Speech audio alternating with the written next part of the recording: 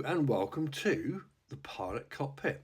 Yes, now I'll be doing this in stages. I'll be doing the pilot's area first and then the rest of the crew. But on this video, it's going to be the main pilot area using the plastic parts and the photo etch. And there's quite a bit, but not so much for the actual pilot area. Although you can see there is rather a large fret and you still have two others to put on for the instruments, etc. So all I'm going to do is basically take it off the actual photo etch fret where it's applicable, where it's needed. I can pop a little bit of super glue wherever it's needed and carry on. So I'll leave you to it.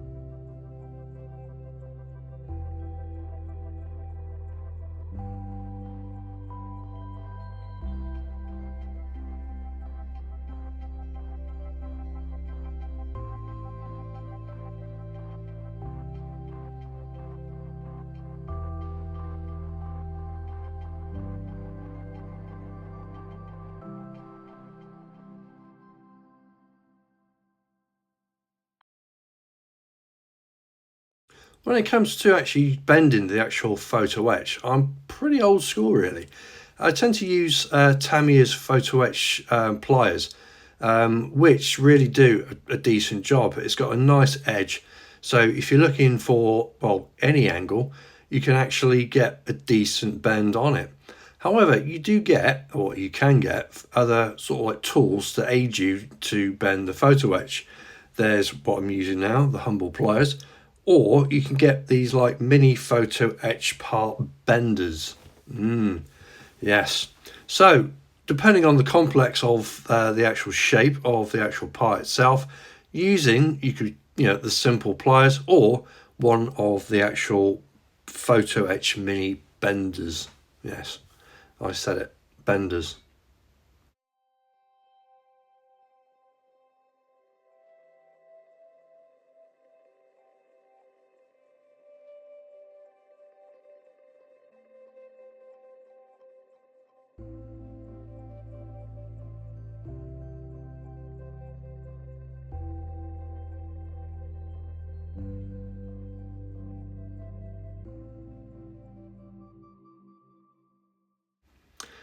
When it comes to adhesives, what I use for photo etch parts is super glue.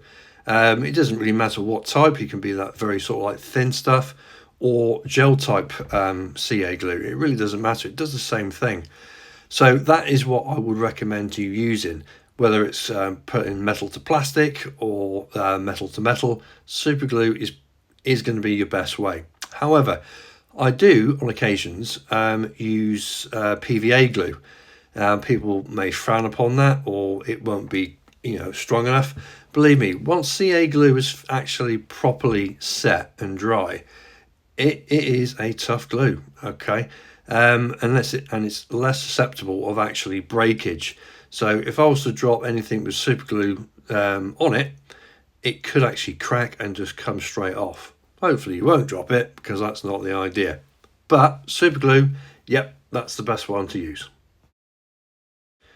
Although the photo etch fret is pretty consistent with parts for the actual kit, there were a couple that just weren't there, and all I wanted to do was to add a little bit more. So all it was making sort of like grab handles for one of the radios that will be situated behind the actual pilot seat. Pretty simple to do, just using a pair of tweezers and a scalpel.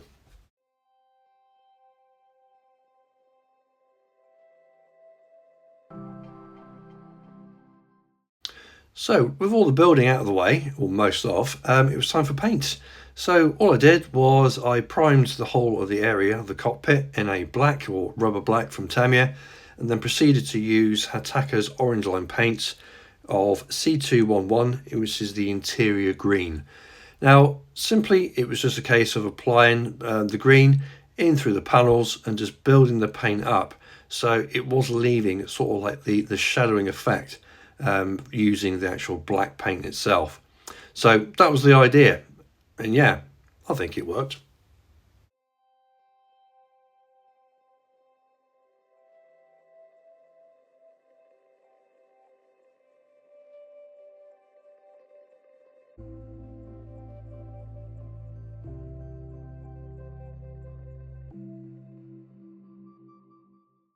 There were a couple of bits that I did miss when it comes to more the finer detailing, and all I did was added them after the main painting stage. So once that was done and I was happy with what I've got, I went with the actual the actual painting of the hairy sticks. Hairy sticks. Right, Vallejo or Vallejo or whichever way you want to pronounce it. Yes, this is a case of just using Vallejo paints on a wet palette, and it was simply just picking out all the smaller details, as in the pilot's headrest, parts of the dials, and yeah, just generally little bits that are not green.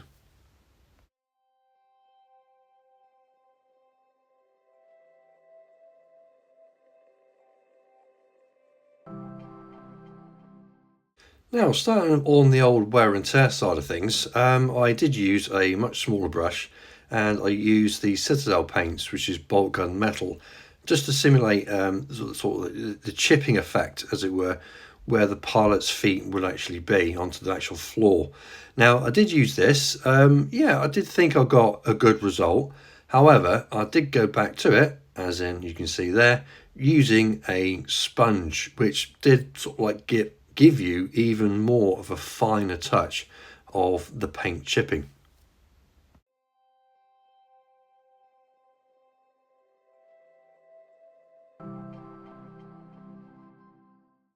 So to get the overall effect of a better wear and tear, it's time for the old dry brushing. And for this, I just use a sort of like a standard neutral or a skylight grey, and it just sort of like makes the raised parts just raise a little bit more, just to give you a bit more of a 3D effect. Now, with the smaller parts, as in the photo etch parts, obviously be careful because you don't want to knock them off. Ah, yes. And speaking to small parts, oh God, here we go again. It is time for the actual instrument parts of the photo etch. So, for this, I'm using PVA glue. Like I said before, people do frown upon it, but I believe it is a fantastic glue to use when we're using photo etch. You can pop the actual glue on, like I'm doing there, and once you put the part on, if you're not completely happy that it's on straight or it's a bit skew with, then you can come back with a pair of tweezers or whatever, your fingers, and you can maneuver it until you're happy it is in the right place. So the actual kit does come with the seat belts or the harnesses for the actual seat. For some reason, it isn't in the actual main photo etch fret you get from Eddard. Why? I don't know, maybe someone sneezed and forgot it.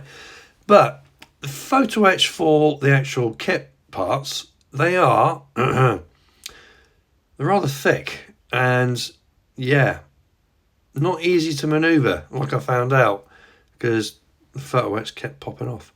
But anyway, photo etch harnesses are now on the seat.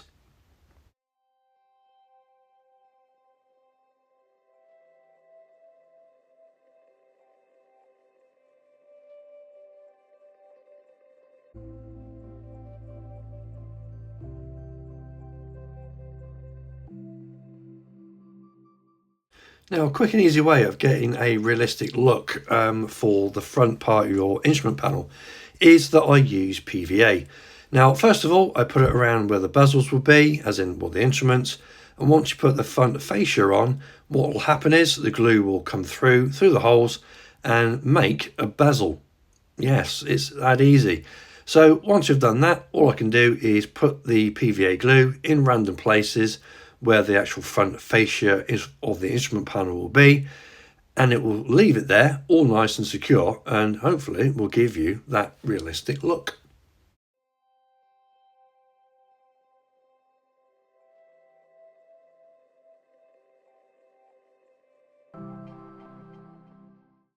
So, ladies and gents, that's it for this video, and it's now completed. Well, the front part anyway. So yeah, all I did was attach the main engine area to the main cockpit with super glue, and yeah, it's as one, and I'm happy. Yes, I took my time, and yeah, I'm just happy with what I've got. So hopefully in this video you've learned something, and you apply it to your models, and and hope you get a good result. So until then, happy modeling, and yeah, I will see you on the next video.